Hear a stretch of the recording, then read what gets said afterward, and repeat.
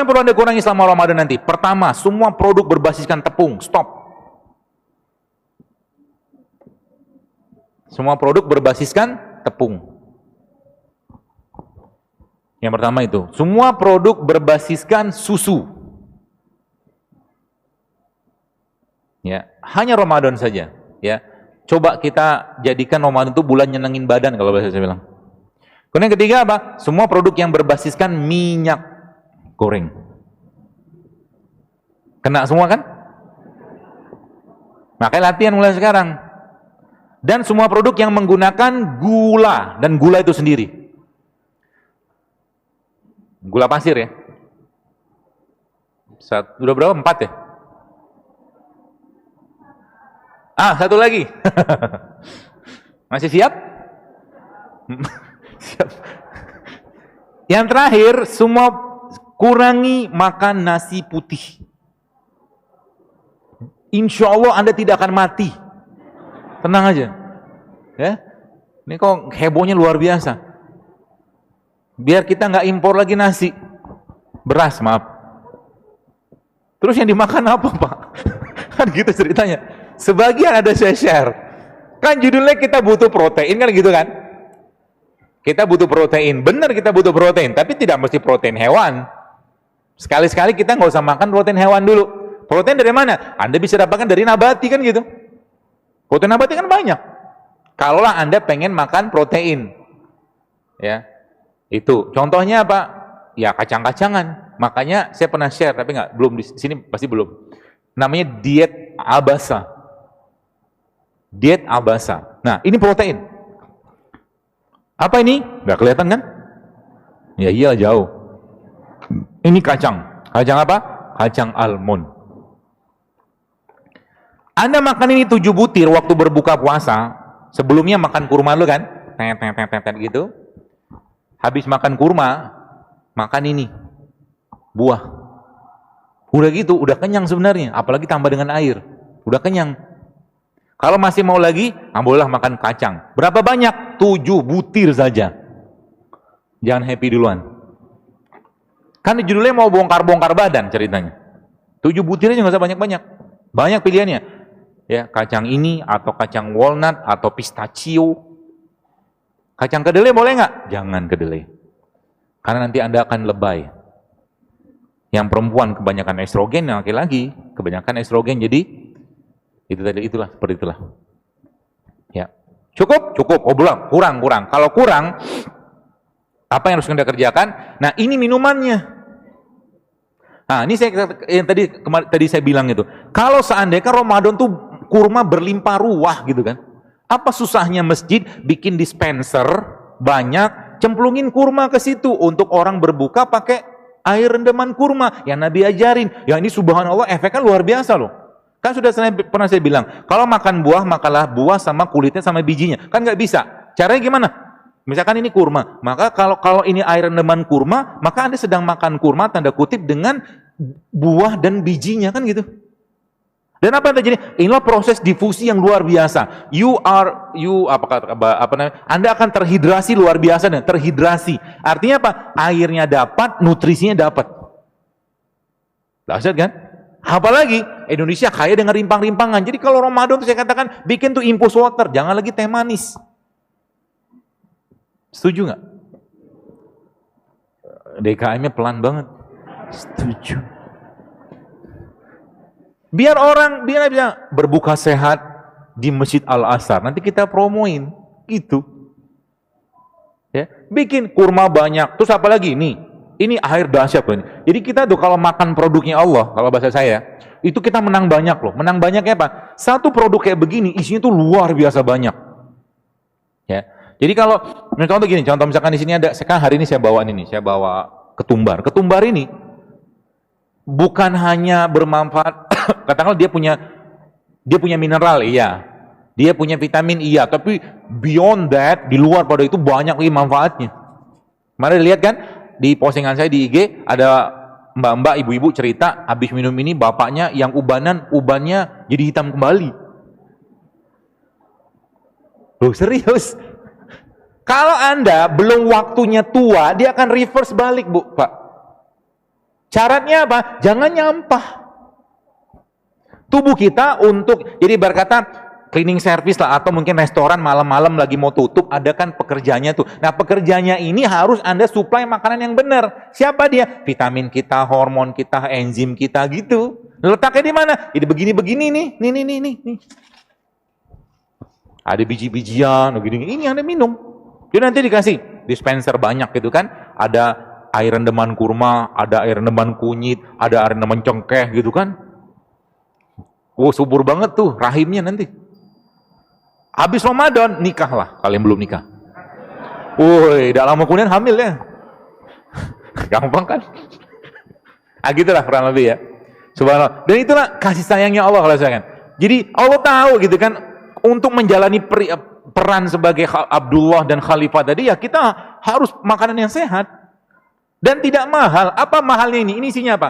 Jadi kunyit itu ketika Anda campurkan dengan merica, itu efek double-nya luar biasa. Kunyit akan teroptimasi kerjanya. Maka tadi malam nih saya bawa nih kunyit. Saya cemplungin kunyit, cuma 2 ruas kunyit dan tidak masalah. Ya, tidak ada masalah. Kunyit bisa bikin mandul, iya, kalau minumnya seember. Ya kalau kunyit cuma 2 ruas kayak beginian gitu kan, ada mbak-mbak, ibu-ibu lah, saya nggak tahu tuh. Dok, ini saya bawa jurnal nih, dia bilang.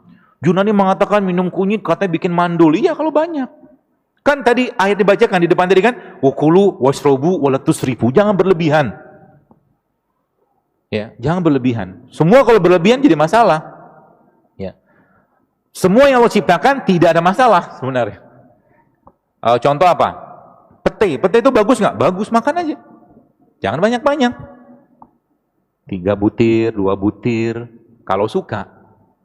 Ya. Semangka misalkan, semangka tuh saya pernah sharekan. Jadi semangka itu sebenarnya kalau boleh saya saran Anda makan semangka tuh sama kulit-kulit ijonya.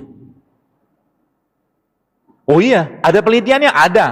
Saya ada ngobrol sama seorang teman, dia peneliti, ada penelitian dalam semangka, kulit semangka hijau itu ada gelatinnya, ada kolagennya, banyak banget. Kalau nggak bisa makan begituan gimana? Udah potong aja semangka, cemplungin ke sini kan jadi. Itu sudah Nabi ajarkan. Nabi pakai kurma zaman dulu.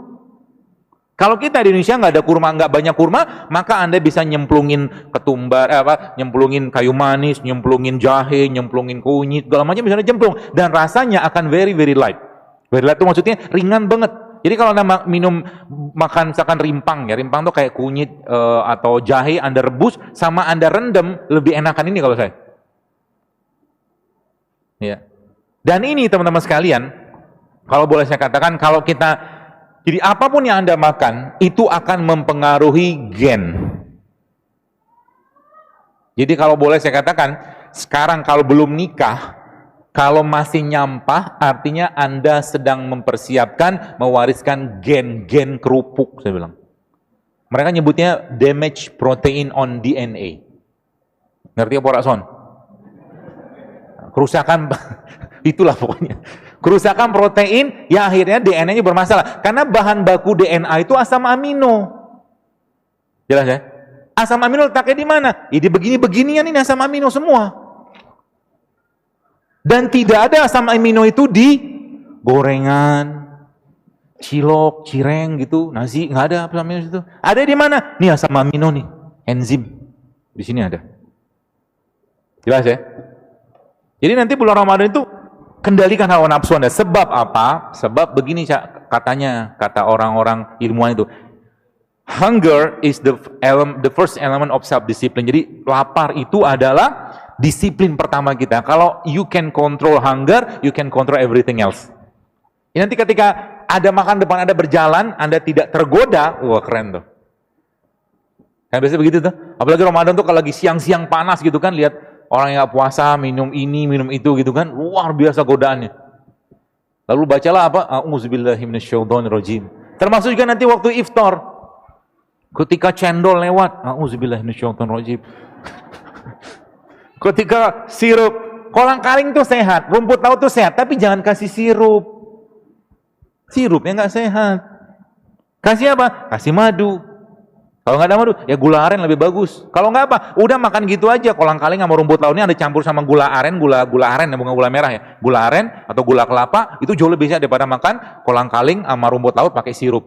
Simpel kan? Simpel. Murah nggak? Murah. Subhanallah kan? Jadi kita dapat enzimnya, dapat protein, apalagi kolang-kaling itu, subhanallah. Kolang-kaling itu, kolang. Dia, kolang saya share kalau salah di IG saya. Kolang-kaling itu tinggi kolagen loh. Kolagen itu fungsinya apa? Elektron supplier. Rumput laut juga luar biasa, bagus. Ya.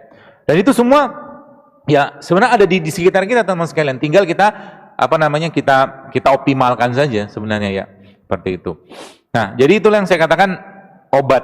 Bukan kita bicara tentang tubuh kita ini sebenarnya ketika Ramadan Anda ngerjakan ini, sebenarnya efeknya apa? Sehat itu cuma efek samping dari sebuah ketaatan.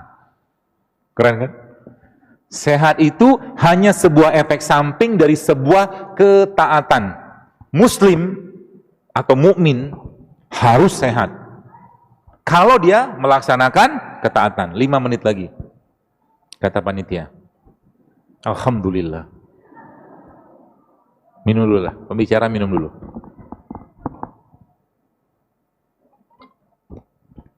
Jadi nanti Anda bisa campur kayak kunyit, kencur, Anda campur dengan black pepper, lada hitam. Cemplungin aja kayak gini. Ya, dan nggak usah direfill. Kalau sudah selesai masa usianya, buang aja. Nggak bagus kalau direfill, termasuk juga kurma. Tiap hari minum begini aja. Apa yang terjadi? Tubuh Anda akan kebanjiran vitamin, mineral, semua kebanjiran di sini. Gitu. Kayak calon wapres yang sekarang dulu. Dia kan bawa air lemon tuh. Itu. Nggak usah dibahas. Ya. Baik, itu ya teman-teman sekalian ya. Jadi itu caranya. Jadi itu salah satu yang kita bisa aktifkan. Dan terakhir, nah ini dia nih. Nanti kalau Anda makan kurma, kan judulnya ada kurma nggak sini? Oh ada. Oh komplit. Ada kurma. Kalau Anda makan kurma, Nabi SAW biasa makan kurma dengan semangka. Kenapa? Sains ternyata menjelaskan bahwa ternyata Fa atau besi yang ada pada kurma ini itu terikat dengan sangat sempurna dan bisa meningkatkan fungsi Fa itu ketika dia ketemu sama vitamin C.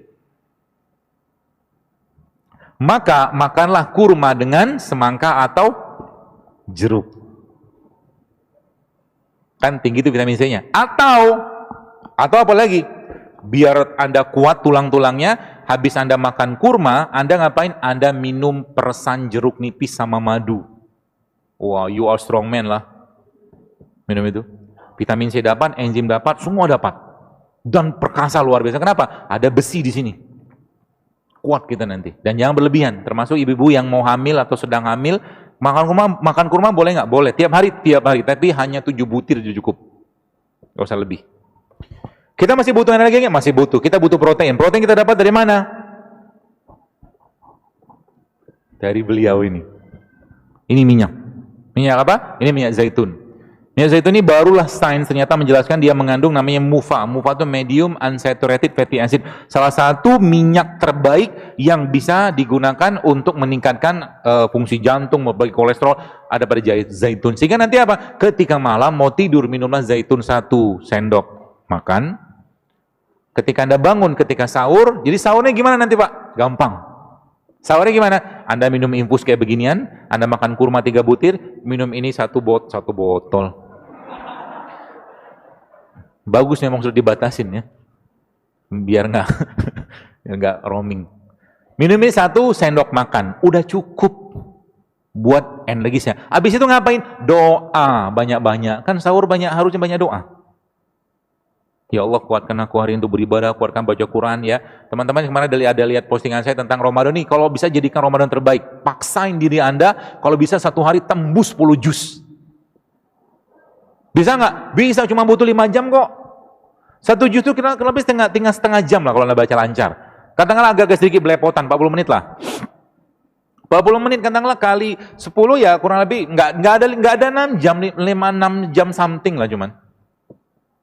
Push yourself, sebab apa? Ibadah itu kalau nggak dipaksain sampai bila-bila masa, kata orang Malaysia bilang, nggak bakal bisa. Sampai mati pun kalau kita nggak maksain tahajud, nggak bakal bisa. Serius. Sampai kapanpun kalau kita nggak maksain sholat duha, 12 rakaat gak bakal bisa, serius. Ibadah itu kudu dipaksain. Apalagi Ramadan, pahalanya luar biasa besar. Yang biasa sedekah sekarang 10.000 goceng gitu kan, Ramadan paksain sedekah yang besar gitu kan. Apalagi kalau kita baca Al-Quran, minta sama Allah. Jadi ketika Anda baca Quran nanti, minta sama Allah, ya Allah, jika ada penyakit dalam badanku, dalam kolbuku, maka jadikan Al-Quran ini sebagai penyembuhnya. Itu janji Allah begitu. Maka apa yang terjadi? Subhanallah, Al-Quran akan merontokkan radikal bebas kalau bahasa saya. Radikal bebas di mana? Radikal bebas di dalam kolbu kita. Radikal bebas yang ada dalam aliran darah kita. Radikal bebas yang ada pada organ-organ kita. Subhanallah kan? Maka Allah katakan apa dalam Quran? Wa nunazzilu minal Quran ma huwa syifa wa rahmatul lil mu'minin. Dan kami turunkan Al-Quran itu sebagai syifa, sebagai penyembuh. Maka Anda, kita harus amat sangat yakin bahwa Al-Quran itu memang penyembuh. Syaratnya gimana? Sama ketika Anda atau seseorang sakit, 2 menit lagi ya? Habis. 1 menit deh. Ketika Anda sakit, berobat ke dokter atau mungkin berobat ke herbalis, lalu Anda dikasih obat, katakanlah, minumlah Pak ya 3 kali 5 kapsul atau 3 kali 500 miligram. Nggak sembuh, naikin dosis sama dia. Kan gitu. Maka sama juga dengan Al-Quran. Al-Quran ketika belum memberikan efek, naikkan dosisnya. Dahsyat kan? Naikkan dosis baca Al-Quran sampai apa? Sampai kharru sujada wa bukiya. Kita tersungkur, bersujud, menangis, minta ampun sama Allah, maka saat itulah Allah akan mencurahkan rahmat dan ampunannya, penyakit-penyakitnya dibuang oleh Allah Subhanahu wa taala. Itu dahsyatnya bulan Ramadan. Ya, maka jangan sibuk dengan makanan bulan Ramadan. Itu kata kuncinya. Sibuk dengan ibadah aja. Banyakin zikir, mungkin yang kerja, saya katakan kalau memang sudah selesai kerjaannya ya udah baca Quran, pegang Quran. Ya. Dan kita harus komitmen untuk di Ramadan itu khususnya kita menjadi sahibul Quran, kita menjadi temannya atau sahabatnya Quran. Gitu ya, teman-teman sekalian, mudah-mudahan bermanfaat.